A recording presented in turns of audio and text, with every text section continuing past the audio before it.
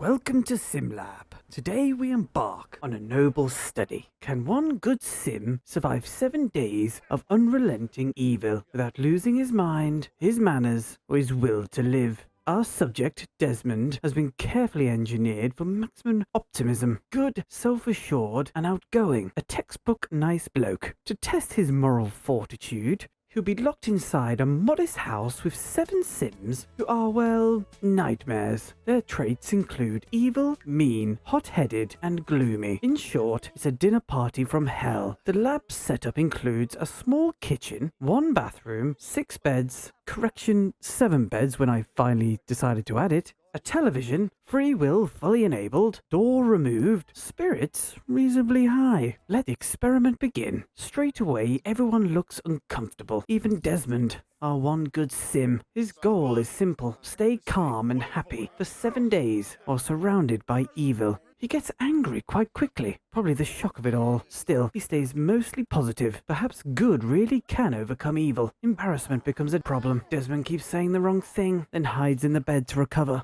It's not very scientific, but it's relatable. The others seem happy, if being happy means being mean to each other. Desmond somehow becomes confident, even when surrounded by shouting and insults. There's a memorable sad toilet moment. Another scene of Desmond hiding in a bed. I'm starting to see a pattern. But cooking seems to make him happy. He's the only one willing to cook, though. No one else seems to touch the fridge. Strange. The first real fight happens between Suzanne and Heath. Later, Desmond and Cecil start getting on surprisingly well. A friendship between good and evil. On day 1, unexpected. There's a group chat scene, some laughter, and Desmond even laughs off an argument with Heath. As night falls, hunger hits hard. Nobody cooks. The TV keeps everyone awake. Day 2. Breakfast, or what's left of it. As sleep deprivation takes full control. Another fight breaks out, this time between Heath and Carly. Carly wins. Heath sulks. The morning theme seems to be arguing, lots of it. Desmond is still confident. He's looking after his needs, keeping himself in good shape, while everyone else looks like they've been awake for a week. Zion collapses from tiredness. No one helps him. The house mood is terrible. Most are angry or uncomfortable. Oddly, a few Sims have gained the cooking skill, but none actually use it. Every so often I catch Desmond staring into space. Possibly deep thought, possibly despair. Hard to tell. Around 2 p.m, Desmond passes out in the bathroom. The TV noise has kept everyone awake, so sleep is more of a theory than a fact at this point. Cecil and Desmond remain the only 2 in good spirits. Perhaps friendship really does make madness easier. Zion quits his job. A wise move. It's hard to keep a schedule when you keep passing out. I didn't even realize he had a job. By early evening, something amazing happened. Desmond becomes happy. His cooking keeps him going. Tasty meals, a clean kitchen, maybe a little hope. Suzanne and Felix fight later that night. I also decided to replace the broken furniture. We want broken minds and not broken sofas or chairs or TVs or toilets. Then Cecil turns the TV back on, and it wakes everyone up. Again, the hunger problem remains, but the lab stays surprisingly tidy. Well, not surprisingly, they don't eat anything. The subjects are gaining small skills, like comedy, charisma, through mostly in the middle of arguments. By the end of day 2, Desmond is still the happiest sim in the lab. Day 3, Desmond is still being friendly, even when people clearly don't like talking to him. It's as if he's made it his mission to fix everyone with kindness. I added table and chairs in the kitchen to help with meals. It makes no difference. No one eats. I still remain confused. The evil Sims are arguing again. It's basically their group hobby now. Zion continues his daily routine of collapsing. It becomes a regular part of the schedule at this point. For some reason, Sims start drinking water constantly, possibly a side effect of being ignored. Desmond stays cheerful. He's tired, but hasn't snapped yet. Then something happens. Cecil and Carly get into a fight. Cecil wins. Desmond watches on, and then gets angry. His first real outburst. He even kicks the rubbish on the floor. That's not very good sim behavior. And as quickly as Desmond gets angry, it fades. His confidence again is clear. Cleaning, cooking, like nothing happened. His food brings people together, at least for a few minutes. The evil Sims seem calmer when he cooks.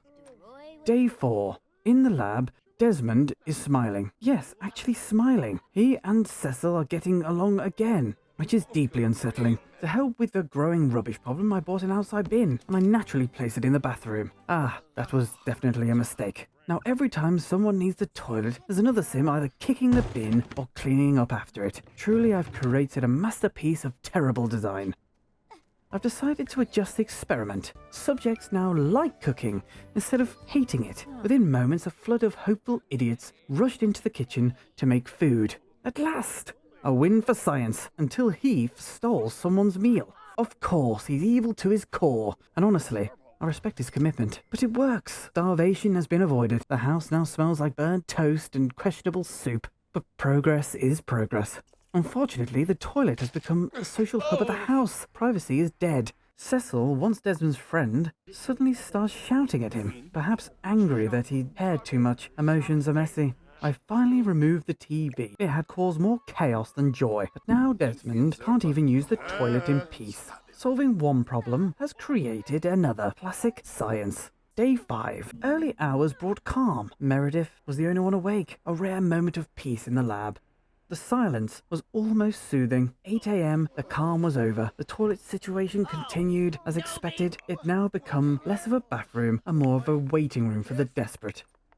The kitchen was kind of the heart of the house, along with the bathroom. The Sims gather there, drawn to the faint hope of food or conversation. Desmond, ever the optimist, grew more confident. Small friendships began to form, or at least appeared to. The bin, however, continued to be everyone's favourite form of entertainment. Cecil and Desmond's friendship faced its first test. Heated argument. For a moment, I feared we had lost the bond that had made the experiment so fascinating. But still, Desmond held firm. He remained positive and polite, even while the others fell into chaos. He gained friendship points while others lost them. Then came a tragic moment. Desmond, desperate for the toilet, found it constantly occupied. Felix, in display of pure evil, stood in the front of the door, watching, waiting. Desmond finally lost control. A relief was imminent. The shame overwhelming. In response, I intervened. A rare break from the experiment. I built a new washroom. I told myself it was for balance, but deep down, it was for Desmond. He hid after the incident, embarrassed, but not broken. Later, he attempted a conversation with Heath, who simply just walked away. The bin was kicked again, by Cecil, naturally, before he tidied it up himself. The irony. By the end of the day, Desmond found comfort in the kitchen once more. Cecil was no longer his best friend, but they still spoke occasionally. The others turned to their phones for company, ignoring each other entirely. Day 6. At this point, Desmond seemed calm. He spent the morning on his phone again. It's his way of escaping endless arguments. To be fair, a mobile screen is safer than real life in this house. Sleep doesn't help anymore. They go to bed angry and wake up even angrier. Sometimes I wish they wouldn't wake up at all. I could make that happen, you know. I won't. The chaos. 2 fights at once. Zion and Carly at the same time. They truly hate each other. Desmond, though, stays out of it. By midday, everyone is tired. Being mean all day is clearly hard work. Desmond, however, carries on. His friendship with Cecil is shaky, but he refused to give up on him. Then it happened. Zion talks to Desmond. A message appears. Have 3 friends? 1 out of 3? He did it! For a brief moment, Desmond actually has a friend. Sadly, it doesn't last long. The friendship appears to have almost gone as quickly as it came. Zion had a go at him. I'm not sure what it was about. Still, Desmond looked full of energy. Around 9:45 p.m, he randomly started doing sit-ups. Everyone else is arguing or sleeping. But Desmond, no, not him. He's working on himself. Day 7, the final day of the experiment. And of course it begins, as all mornings do here, with someone kicking the bin. At this point, I'd be worried if they didn't. Desmond started the day in the kitchen, cooking again. It's where his happiness and friendship points seem to follow him. Then Suzanne steals his food. Classic evil behaviour. Moments later, chaos strikes. Holly somehow sets herself on fire. While cooking, Felix and Desmond rush in with extinguishers and actually save her. Felix the heroic? Really? I didn't know evil could be so helpful. But of course, balance must be restored. Carly, still angry from the flames, starts a fight with Suzanne and loses. It's not been a good morning for Carly. Desmond, meanwhile, calmly eats his toasty. He seems proud of it too. And honestly, I don't blame him. You enjoy that. By afternoon, the mood in the house shifts. We'll actually gather in the kitchen, laughing, chatting, almost human-like. It's oddly heartwarming. Looking at Desmond's relationships, he's the most liked housemate now. As the final hours tick by, Desmond reflects on what he's learned. Cooking, comedy, charisma, even a touch of mischief. He's come so far. Of course, it wouldn't be a true ending with one last fight. Okay, maybe two. Even Desmond joins in a bit, testing his new mischief skill. Felix didn't look impressed. And then, it's over. Desmond climbs into bed one final time. Confident, calm, and undeniably victorious. Good has beaten evil, at least for now. Well, that's the end of good versus evil. Desmond lives to smile another day. Quite the achievement, really. If you've enjoyed this little dive into simulated madness, be sure to subscribe and return for the next experiment. Until then, thank you for joining us here at SimLab, where science meets utter nonsense.